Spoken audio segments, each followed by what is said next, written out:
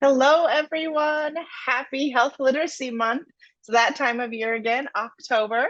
Thank you for joining us today. We are so excited to be here for our amazing presentation from Advocates for Youth in conjunction with the Shape America National Health Ed Council, talking about over-the-counter birth control pills. So we're so excited to have you here. So my name is Dr. Rachel Gibson, and I am the chair of the National Health Ed Council. So I just wanted to tell you a little bit about what the Health Ed Council does. So we come together and we do a few things. We make recommendations about programs and products that SHAPE puts out. We help guide new initiatives throughout the organization as well as in the field. We build communication with special interest groups at SHAPE, and then we provide reports and updates to the Shape America Board of Directors. So even though this is only 4 bullet points, we're always doing lots of things. We had a big hand in planning this year's Health Literacy Month and with all the different sessions that we had and this session as well. So we're so excited you could all join us. Just so you know, this session is being recorded and will be available for you later to watch. And so these are the current Shape America Health Education Council members. You can see we're from all over the country, different types of schools, different types of school difference, varying levels of experience and knowledge around health education. So we are super excited. I want to introduce and welcome our guests. Before we do that, just a reminder that we wanted to give a big shout out to all of our nation's health education teachers for their work teaching life-changing skills to our young people. You all are really the lifeblood of health education. We appreciate everything you're doing. And also our thank you to this year's sponsors of Health Literacy Month. So without further ado, I would like to welcome Brittany and Advocates for Youth. Thank you so much, Dr. G. So excited to be here with you all this afternoon and just want to extend a very warm welcome. If you are looking for a webinar on some more information and details around over-the-counter birth control pills, also known as the Opill, and what exactly you're going to need to know when working with young people, talking with caregivers, you're in the right place. And I'm so excited to introduce to you the absolutely brilliant team that we put together today to get you all the information that you need.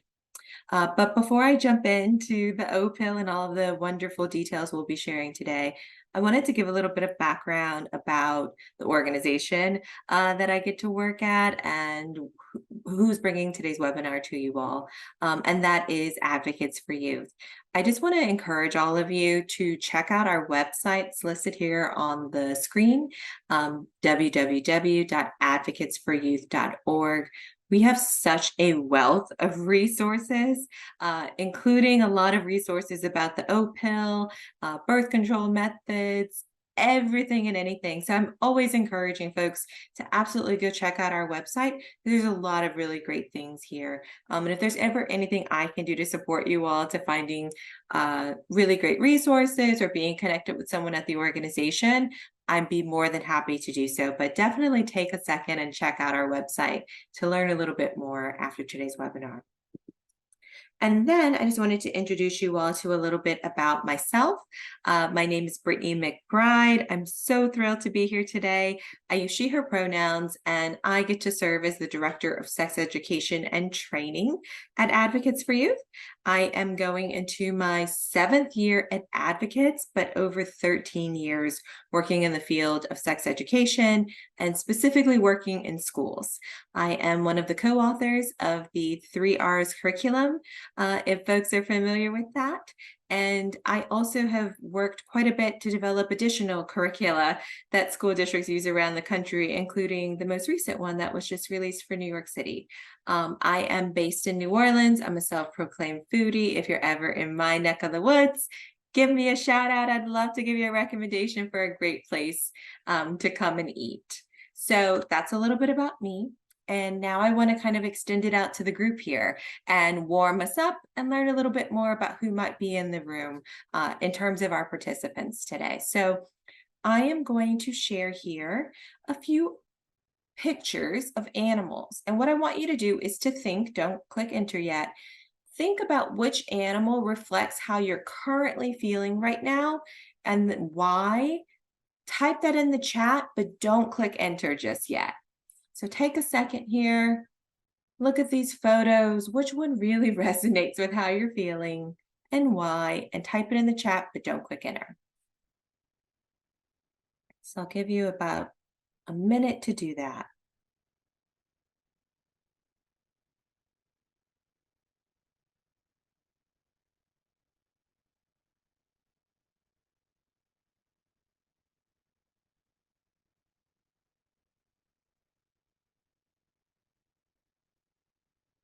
All right. On the count of three, we're all going to click enter together and see what animals are in our webinar today. So counting down here, 3, 2, 1, click enter. Oh, I love a good waterfall. Perfect. So let's see who's in the room. We've got a lion. Looking forward to a nap later today. I love that. A couple of lions. Everyone's looking into like this relaxing, and this lion is doing it the right way for sure. The bear got a lot going on, ready to be done. I hear that, Jamie. Fox, lion, a mama bear on the lookout for the kids. Yes, everybody's getting out of school right now, so absolutely take care of your kids and any needs you might have. And then I got a squirrel in here who's hyped up and eager to learn more. So super excited to have so many of you here in the room. And yeah, thank you for participating in that. And then just one little logistical thing before we get started. I love a lively chat. Like the more it is going and dinging off, the better. It feeds my energy. So please submit any questions that pop up for you during today's webinar in the chat at absolutely any time. I will be saving some time at the end of the webinar. Myself and my partner here, we are going to answer the questions at the end of the chat, but I don't want you to have to like hold on to them. So if you think of it, pop it in the chat. We'll get to them at the end. Also, if something really resonates with you, give us a reaction, throw something in the chat. If there's something you want to add to this, because we're not the only experts here in the room, please feel free to throw it in the chat as well, because that can be just such a fantastic resource by the end of today's webinar. Beautiful. Any questions before I go into what exactly it is we're covering today? All right. Last chance until questions until the end. Perfect. So today our agenda is going to look a little bit like this. We're going to go over what is Opill and how does that little pill work. We're going to have a great conversation about the safety for adolescents and teens to use the Opill, how and where they can access this pill. We're going to go over some myths and facts about teenagers and their usage of the Opill. And then we want to talk about some practical things. How do you prepare for this in the classroom space? And then let's think through what are some questions parents might have so that we can start formulating some of those answers and feel a little bit more prepared for that moment when we're getting a question, whether that be from a young person or their loving caregiver, so that we feel like we have the capacity and the skills to be able to respond appropriately. So that is what we're going to do today. And we're going to kick it off with really discussing what the Opill is and how it works. And to do that, I am going to turn things over to the absolutely brilliant Joy Baines.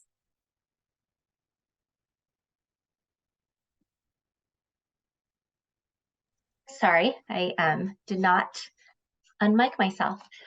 Hi, everyone. Thank you for coming today. I'm excited to be presenting this to you. Just a little bit about me. I'm a family nurse practitioner based in Tucson, Arizona. I actually started my career working with Advocates for Youth over 17 years ago and did stay on with Advocates for 7 years while I was going to nursing school. So Advocates is near and dear to my heart. As stated here, I have 17 years working in the contraceptive access program development. I currently run a peer-led teen clinic program at the largest federally qualified health center in the Southwest. And I do work a lot with clinicians, residents, students, training in adolescent-friendly sexual and reproductive health services. So I'm going to move on to the next slide, please. Sorry, 1 second.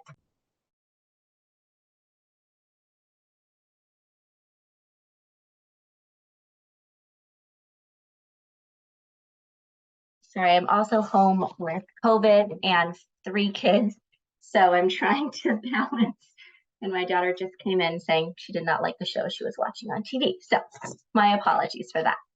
So what is the Opill? The Opill is a progesterone-only birth control pill. We're going to go into more details in just a bit. It is a pill that needs to be taken daily to be 98% effective. Studies have shown that it can be used safely without support from a healthcare provider. It has some side effects, just as any contraceptive method does, but the most common side effect would be irregular bleeding. And as most contraceptive methods, particularly hormonal methods, it does not prevent STIs and HIV. So next slide. A little bit about the history of the pill. I think it's important to note that this is not a new pill. So the FDA approved this specific progesterone-only pill for OTC use in 2023, but it was actually first approved in 1973. And it's only one of 2 progesterone-only oral contraceptive methods. So I think it's important to note that this is not an experimental pill.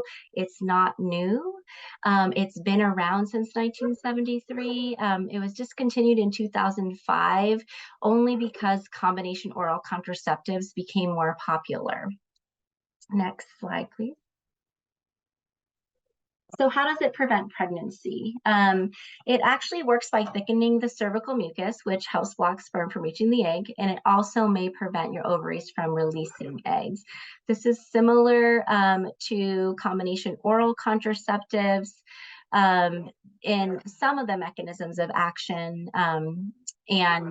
however, with combination oral contraceptives, we know that it does, inhibit ovulation, but this is just what we know about the progesterone-only methods and how this one works. Next slide, please. Okay, so what to expect in terms of effectiveness?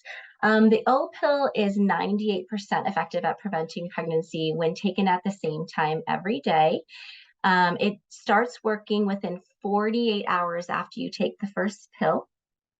So we would encourage folks who are taking this pill to use a barrier method like condoms or not have sex for the first 2 days to prevent pregnancy. And that is also true if you miss or are late taking a pill. It's also important to note that the way that we take it in terms of its efficacy is really important, and that there isn't as much wiggle room for the Opill as there would be for a combination oral contraceptive that has estrogen and progesterone. So this would be essentially, if you miss a pill, we would advise someone to sort of start all over and use that backup method if the pill is missed. And as a reminder, like other birth control pills, Opill doesn't prevent against sexually transmitted infections or diseases. Next slide. So the Opill is safe for most people, including those who have contraindications to estrogen. And so what we know about combination oral contraceptives, so the ones that have estrogen and progesterone, is that there are other contraindications that they have contraindications that would not allow folks to take them. But with the Opill, those contraindications that folks would have with taking the estrogen don't exist here. So whether it's smoking, breastfeeding, or history of migraines with aura, the Opill would be safe for folks like that who wanted to take an oral contraceptive method. And as I've said, this pill came on the market in the 70s. And so there's been many, many years of usage of this pill that's shown that it's effective against pregnancy and safe in this regard. So I just want to repeat, it's not an experimental pill. It's not something that was just approved by the FDA in 2023. It's been on the market for years. Like most birth control methods, there is an immediate return to fertility and no impact on future fertility. I know when working with young people, we do get that question a lot, so it would be important to note that. And there's a low risk of ectopic pregnancy when taking the Opill. Next slide, please. So as we've mentioned, all medications have side effects, you know, many birth control methods have side effects as well. As it relates specifically to the Opill, which is the progesterone-only method, the side effects are really the same as other progesterone-only methods. So those would include things like, you know, arm implants, the levonorgestrel IUD, and depot shots. So some of them are listed here. Headaches, breast tenderness, acne, mood swings, nausea, irregular bleeding are the most common side effect. Again, these side effects are not things that everybody gets, but we do list them and ensure that, you know, we are informing folks of all the possible side effects here. As I stated before, the contraindications with the progesterone-only pill are pretty few and far between. So we use progesterone-only methods and, you know, progesterone-only pills for folks who have contraindications to estrogen-based methods. And really, they're relatively safe for almost everybody to take. But I did want to note here that the contraindications are the same as other progesterone-only methods. So it would be someone who has a history of breast cancer, perhaps they have allergies to this product or the yellow number 5. They're currently using another birth control method, have a known or suspected pregnancy. We could also include liver disease in here if they had active liver disease.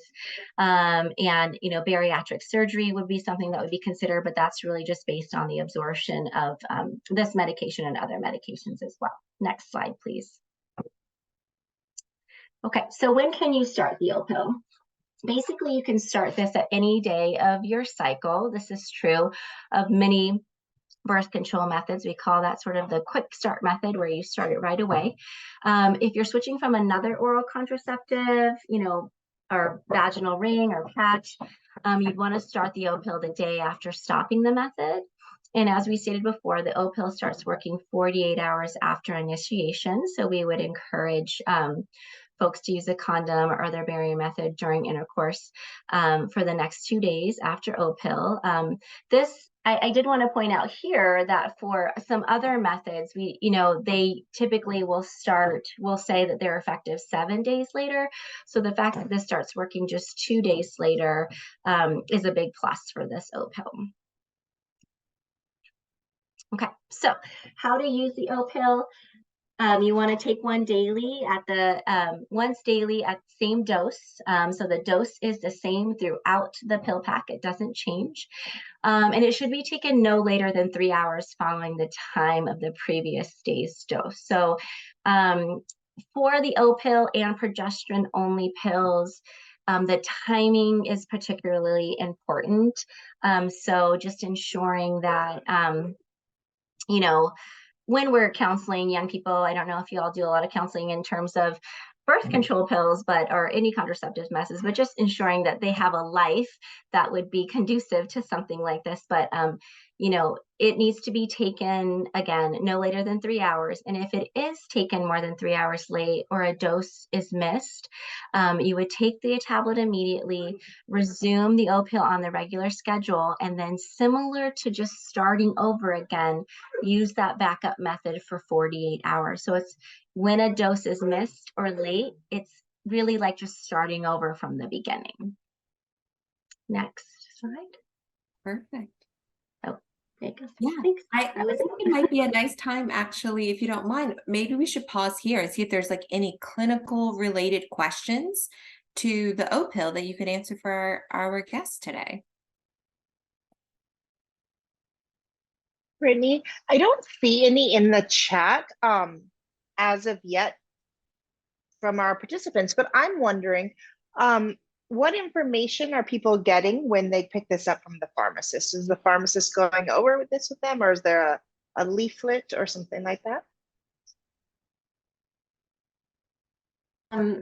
So the pill is actually not going to be available in the over the counter until 2024. But if it's a prescribed pill, so the Opill can also be still given as a prescription, then the prescriber would have information on how it was taken and what to do if you miss. And certainly those are reviewed by the pharmacist as well. In terms of how it's packaged and to be for sale in the aisle, which I know Brittany's going to talk about, exactly where it will be. My assumption is that it would have the prescriber info leaflet in it and instructions similar to other OTC methods, but I'm not for sure. Awesome. We do have a couple other questions that have come up. Are there any weight or BMI restrictions with this? So there are no weight or BMI restrictions. There have been a few studies done on that, and the few studies that have been done have shown that other than the patch and emergency contraception, Opill is similar to other birth control methods in that there is no weight restrictions. Okay, great.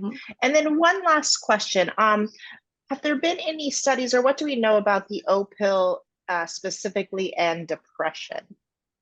Yeah, so I think similar to other progesterone-only methods, one of the side effects that we list, or that's listed on all progesterone-only methods, and is similar here with the Opill, is that, we list mood swings. So, depression and anxiety can always be possible side effects of taking any of these progesterone-only methods.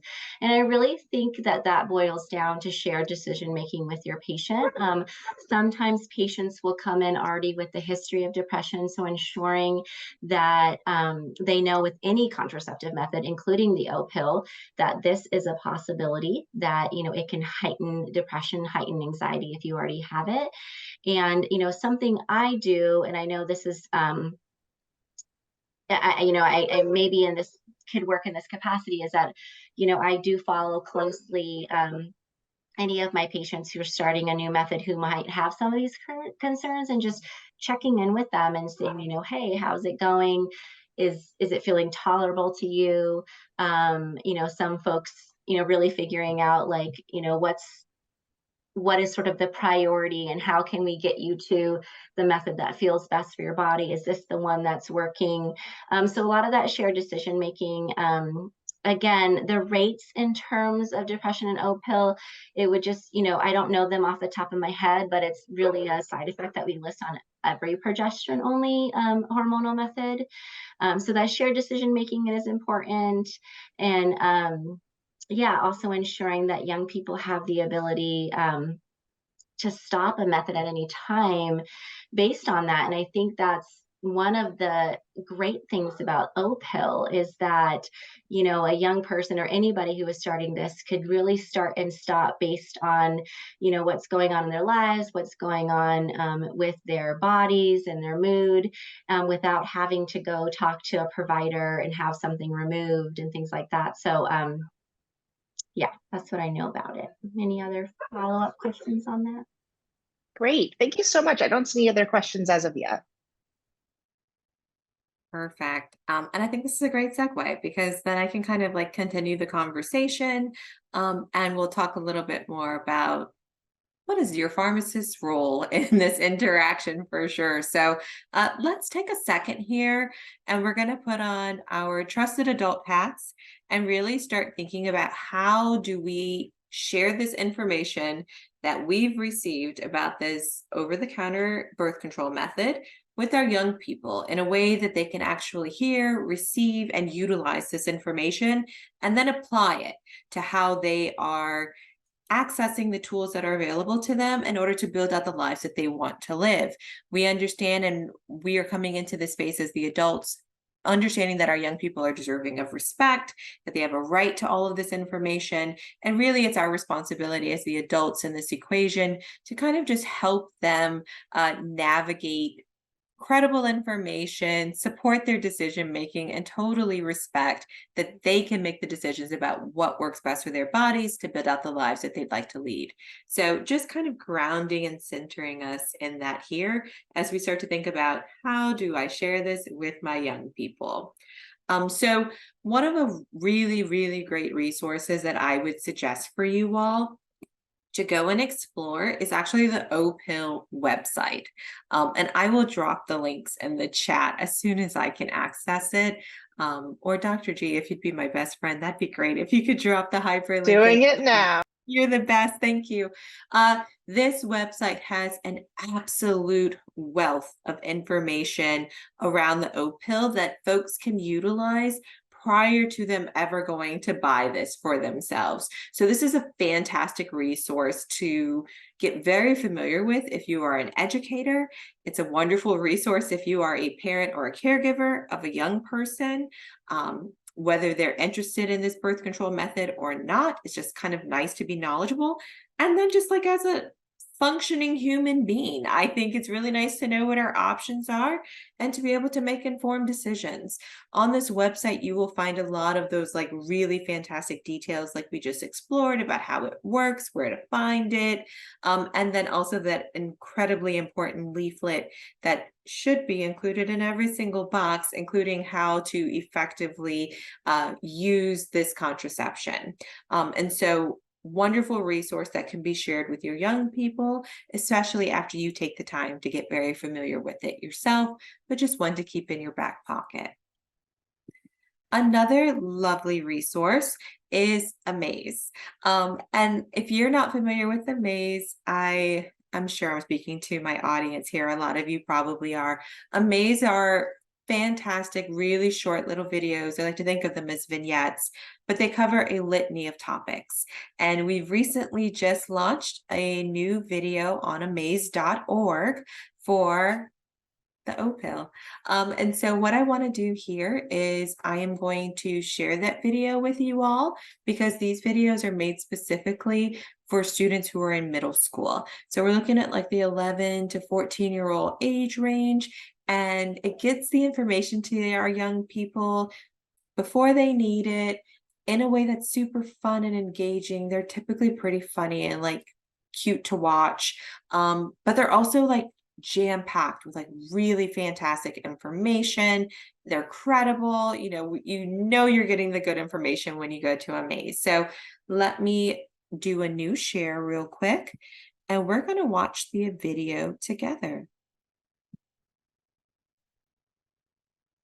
Awesome. Let me make this a little bit bigger.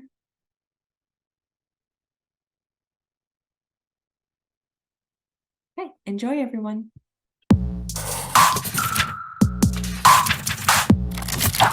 Can I buy birth control pills without a prescription? Ask Amaze. Starting in early 2024, a daily birth control pill called Opill will be available in most U.S. drugstores and online with no prescription needed. That's because the U.S. Food and Drug Administration determined that Opill is so safe and easy that you don't even need to see a doctor or get a prescription first before using it.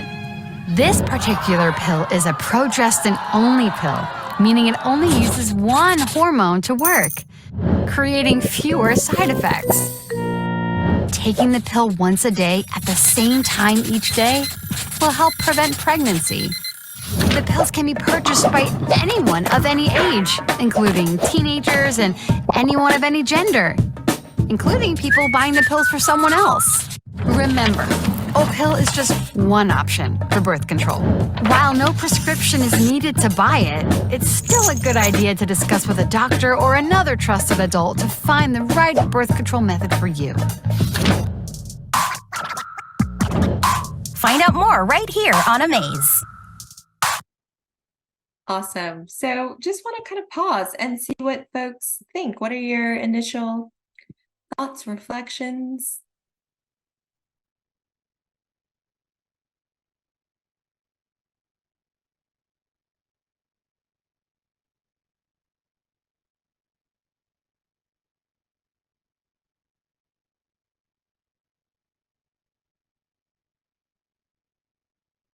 Awesome. Thanks, Dr. G. Anyone else thoughts? Yeah, great. Short videos gets a lot of information to our young people. Very easy to understand. And these are great because you can like embed them into your PowerPoints. It's kind of difficult to do that when you're sharing your screen. So if you are going to be doing some sort of shared screen, know that that won't work, but you can download these videos, you can make a playlist and share them with your young people. Let's see, I want to make sure my students have as much information up front before they go to the pharmacy. They may not read the paperwork. Yeah, exactly. And I'm seeing a question coming in here from Jamie. Do we have an idea of what the Opill is going to cost? Yes, we actually do. It's not going to be released until early 2024, so they're not confirming what the cost is, but I'm going to talk about that in a couple of minutes here. Great question. Awesome. Well, I'm happy you all thought this video was great. If you haven't checked out Amaze, we have a ton of videos on a ton of topics. Check it out, use it. It's completely free and online. You can even download and save them to your computer or create an account at amaze.org and build out your own playlist for your school and for your classes. So definitely a great resource to kind of get this into the hands of our young people. Now, something you may start to get in terms of either a question or a thought conversation is, how did this even become available? So what I really have been hearing from adults and young people alike is like, yes, really cool that I just learned from myself earlier today from Joy that this was available decades ago, but like, what changed, what's going on, and how is it all of a sudden available once again? Just out of curiosity. So what happened exactly? July of this year, earlier this year, the FDA, as mentioned previously, voted unanimously, which I think is really nice to share, that they wanted to approve the Opill to be offered over the counter. And when we think about over the counter, I like to always think using an analogy of what else is available over the counter. So we're talking like Tylenol, Advil, Plan B should technically be over the counter, but those are the things that you're just going to find in the aisles. You don't have to go talk to your pharmacist to get a bottle of Aleve or a Tylenol.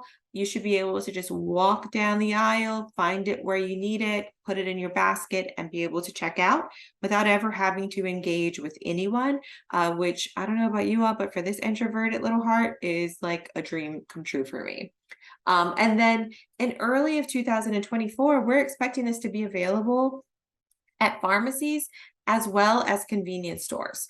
It should not be behind the counter. You should not have to go up to the pharmacy and have to purchase it by talking to someone. For example, you might have to do that if you're getting like a medication with decongestant in it. Maybe you're getting Claritin with decongestant, and that's behind the counter. This should be over the counter, which means that you can just get it off the shelf.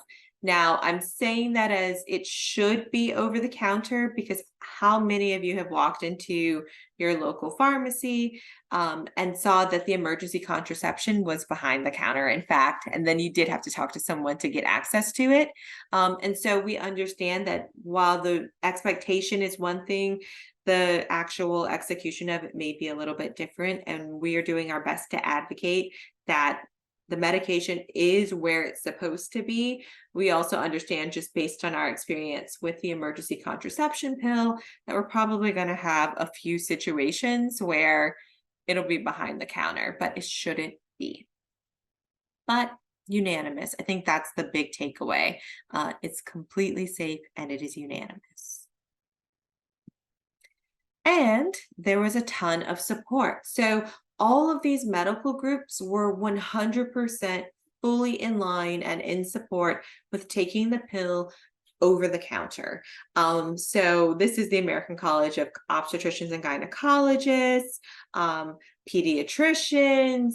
All of these folks were looking to make sure that over-the-counter oral contraceptives went over the counter because they were trying to reduce the number of barriers that folks have to accessing this. So if we don't have to go in to see a healthcare provider to get a prescription, sometimes some of us are living in areas that maybe are a little bit difficult to access those kinds of services. If we can kind of reduce some of those barriers and make sure that we can get things into the hands of our patients, that's a win-win for us. They're able to access the healthcare services that they need in order to live their lives, and there's nothing slowing them down in order to do that.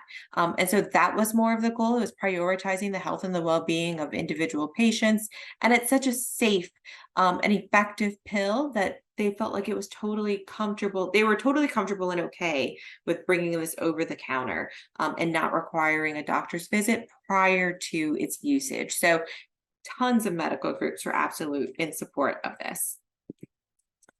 And then there's just like a ton of really fantastic, amazing people, adults, young people, professionals, medical folks who have all come together to advocate and work to get the pill over the counter. If you haven't checked out freethepill.org, highly encourage you all to go and check this out, because not only is it celebrating all of the fantastic work that this group has done, but also they have a ton of really fantastic resources. They have an entire library, in fact.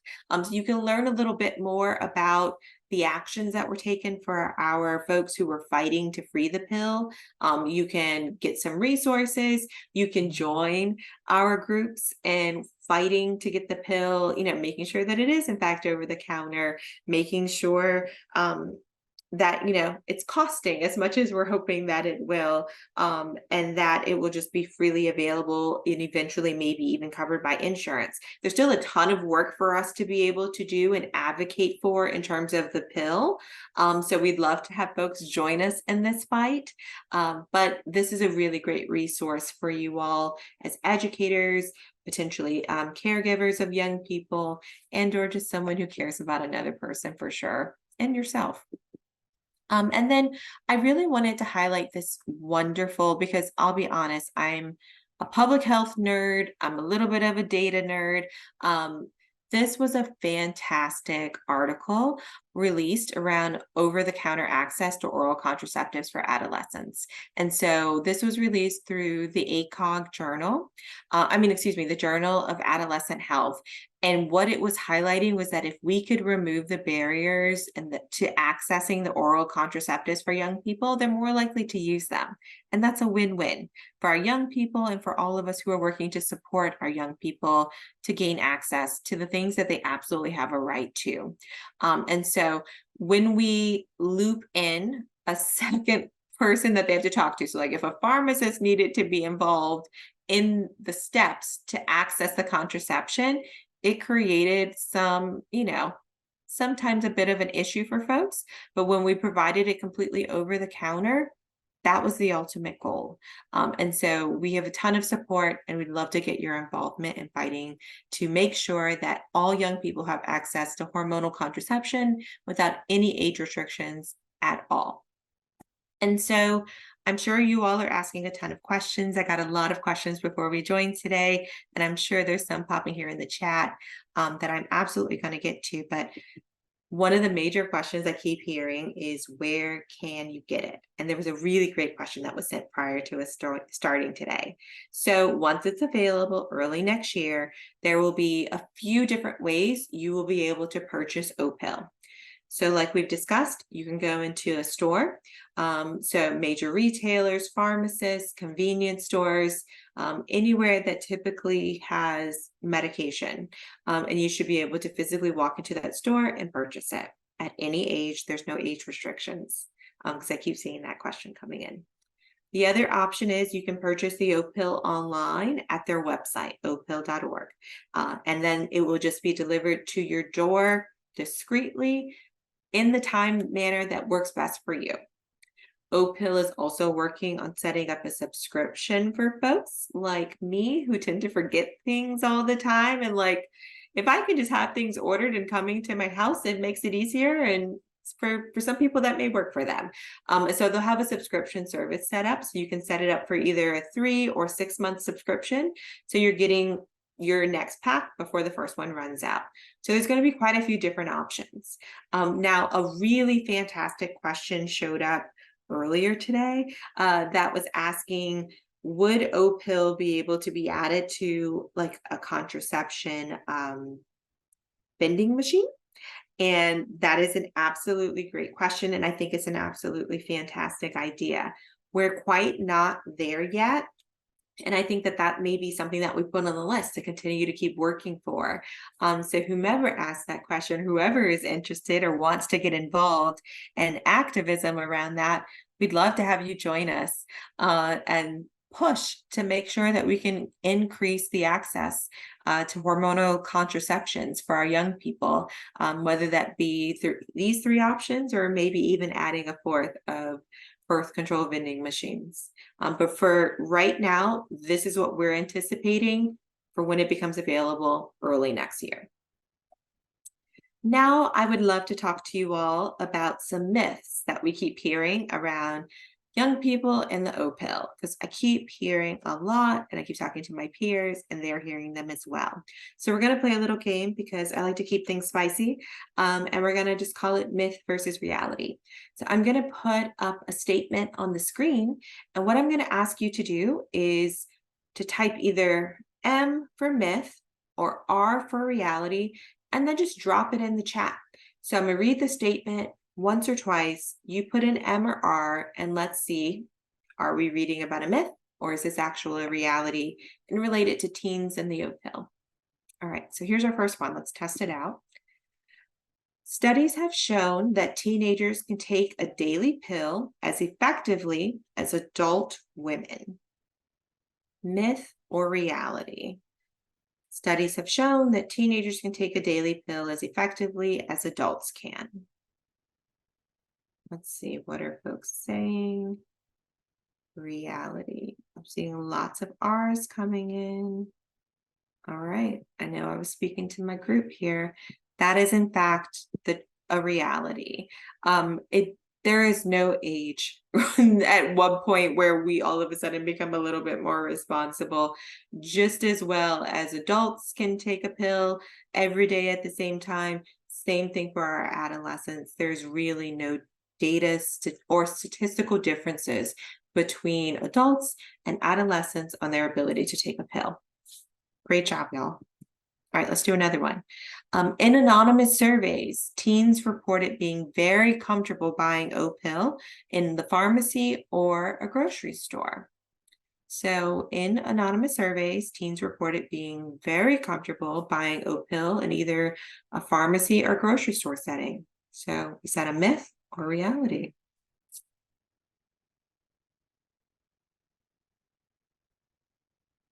All right, I'm seeing some starting to pop in. I'm seeing R's again. Awesome. Yeah, y'all are on it. That is in fact a reality. We have done extensive surveys around the Opill and adolescents, and they have they've consistently reported that they feel very much comfortable walking into a pharmacy or a grocery store and purchasing Opill over the counter. There were no concerns or issues for anyone presented with going into a store. And I think what's wonderful about this is that there's 2 other options. So for my folks who maybe don't feel as comfortable walking into the store to access this contraception method, they are absolutely able to do so, whether that be online or through a subscription service. Teaching teens about birth control encourages them to have sex. Myth or reality?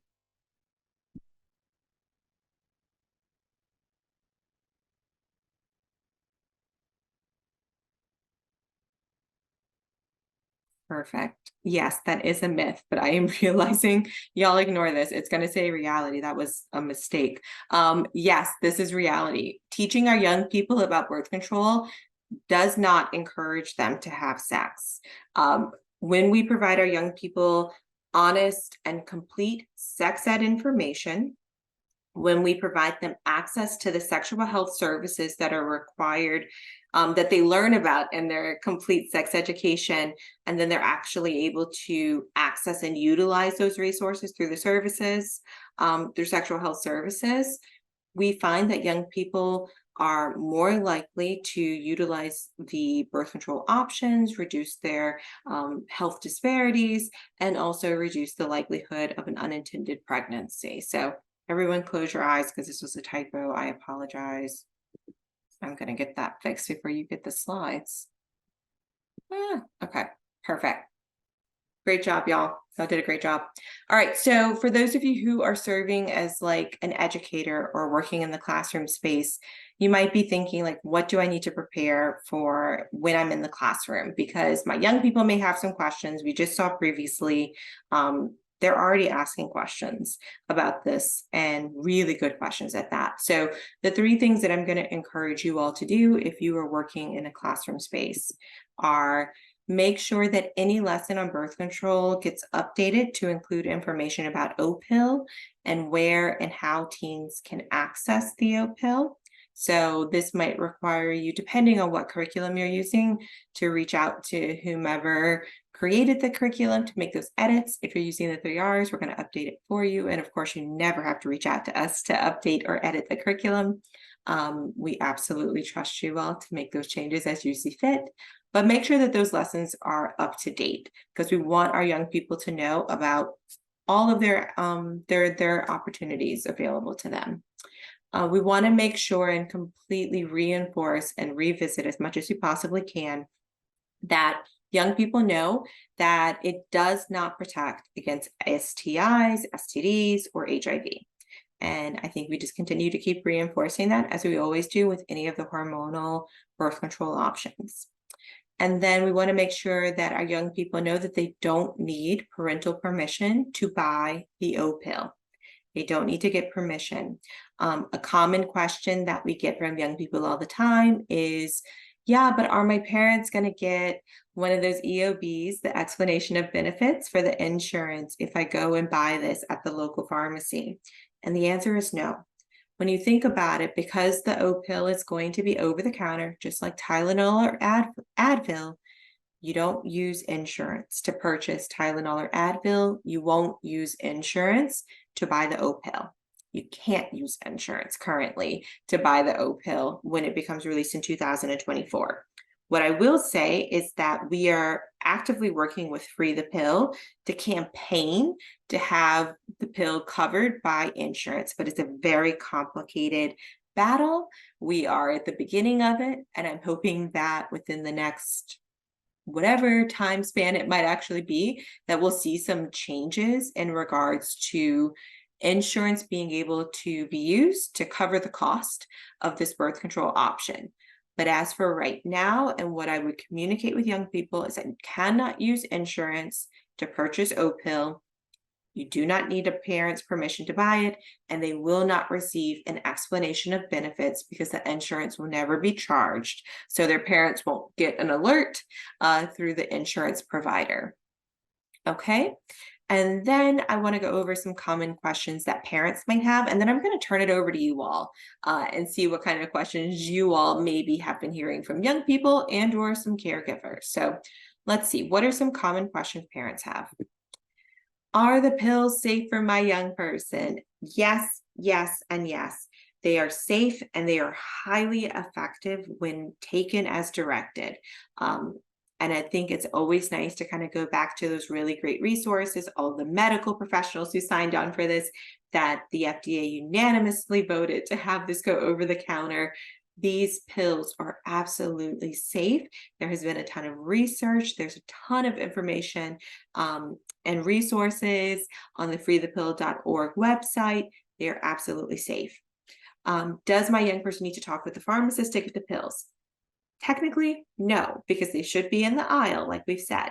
But as I already mentioned, sometimes plan B is not where it's supposed to be. So I think it's nice to prepare our young people that there could be a time where maybe you walk into a store or a pharmacy and they don't have it where it's supposed to be. And you might have to talk to a pharmacist or tech behind the counter to access the Opill. And while it's not where it's supposed to be, just have them prepared just in case that happens. And then just reinforcing before, will my insurance be billed?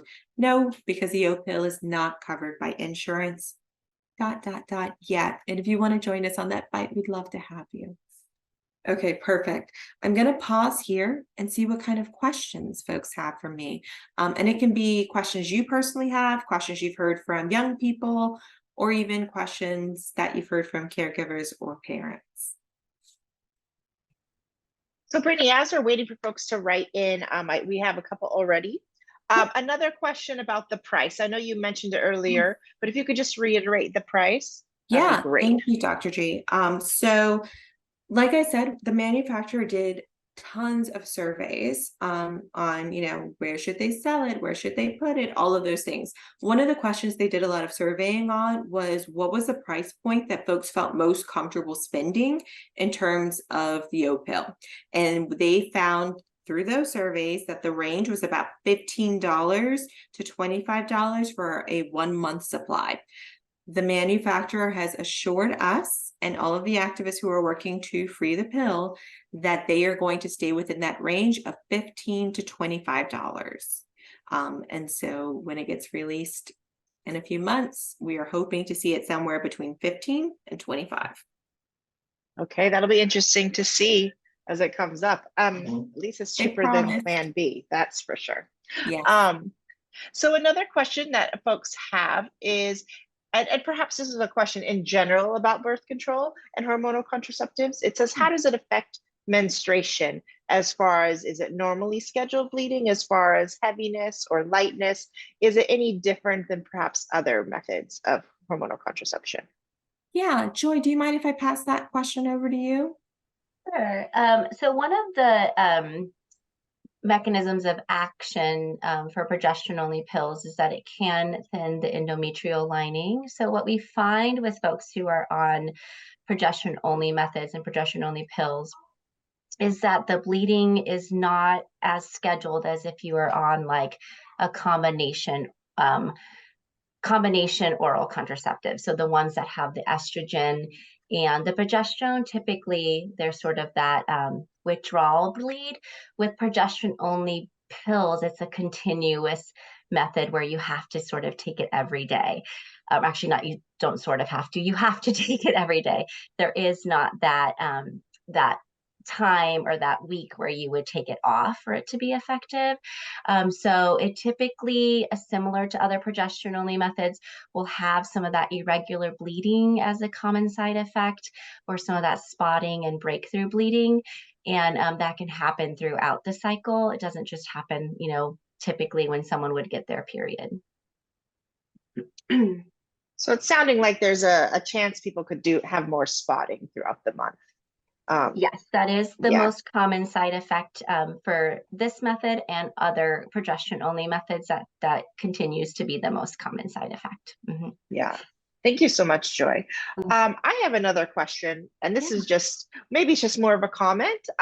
Really just thinking about all the health educators that are going to be watching this, and what to do when the Opill is in the wrong place and they do have to ask an adult. And, in my experience as a teacher, oftentimes kids would say, I went to buy condoms and they said something rude or they did something. So how can health educators kind of beef up those communication skills? So inevitably, wherever they are, if, it is in the wrong place and they do encounter an adult that is, doing the wrong thing, how can health educators really support young people in kind of practicing those skills of what to do? Yeah, Dr. G, great question. It might not be in the right spot. You might run it. And if you do have to talk to a pharmacist, they may ask you how old you are. And I think it's always important as the health educators that we make sure that our young people are completely informed on what their rights are. There is no age requirement or like minimum age to purchase this pill. That has to be clear to our young people. We are doing as much as we can to make sure our pharmacists know, but we've heard stories where sometimes people can't separate their personal beliefs from what their job is.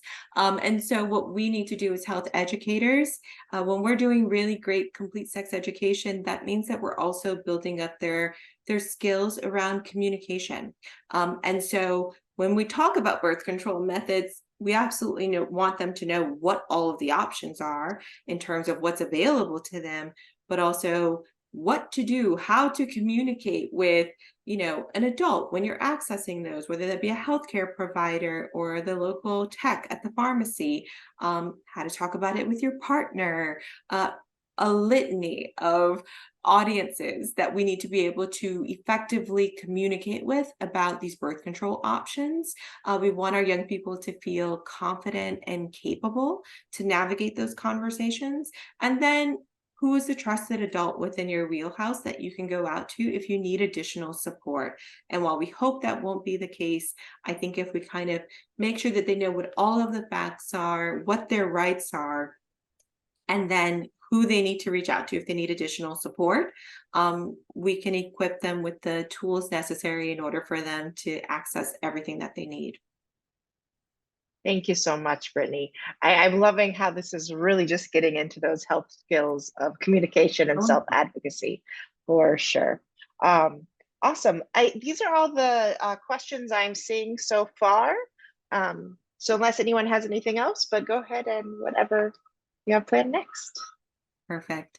So just wanted to share contact information for those of us who are on the meeting, and then those of you who are joining with us via the recording. If you ever need any kind of help or resources, please reach out to me. I am constantly on email. It is my toxic trait. So send me an email. I'm happy to help you navigate. If you need additional resources, if you have parents and caregivers who are asking questions and you don't know where to find the appropriate information, whatever we can do at Advocates, we're more than happy to help you all access all of the things that you need to be able to do your job effectively. And of course, I just want to give you all this moment to kind of like give yourselves a little bit of grace. This is all new. This is going to be new content that you're sharing with your young people. They're going to come with the most brilliant, fantastic questions that you've ever heard, because they always do. And if you don't know the answer, it's perfectly okay to say that. I don't know, but I'll find out and I'll get back to you. And if that finding out and getting back to them involves us, we'd be happy to help you all. So please share my email here with, colleagues or anyone who might need it. And with that, I'm going to turn it back over to you, Dr. G. Thanks. And Joy, I see in the chat you want to add something else. So go ahead and yes, sorry, quickly. I meant to mention it earlier, but when a young person or someone is using Opill and they would need to use emergency contraception as a backup because they missed it, it would be important to note that they were using either the Plan B, which is levonorgestrel, and not the Ella, because the Ella can be contraindicated with these progesterone-only methods. There has to be a 5-day space between those. So I don't know if that's helpful for folks, but we do encourage EC as a backup method. And I just wanted to just be clear that it wouldn't be Ella that we would encourage unless there's a 5-day space. And if that would be the only one available, then we would encourage a barrier method at that time. So just wanted to add that in there. Thank you so much. That's good to know. And is that with all progesterone only or just Opill? It is with all progesterone only methods. Yeah. Great. Thank you so much. Well, Joy and Brittany, thank you so much. I really loved having you all here. The Health Ed Council is so excited that you and Joy and Advocates were able to come on and give this presentation for all of our teachers. We are excited to share it out far and wide, and we're excited for the Opill to come out. We can't wait for it to start being on the shelves and seeing what Free the Pill campaign does. Thank you, Brittany. Thank you for having me. Thanks, everyone. Thanks, everyone. Have a great afternoon, and we'll see you next time.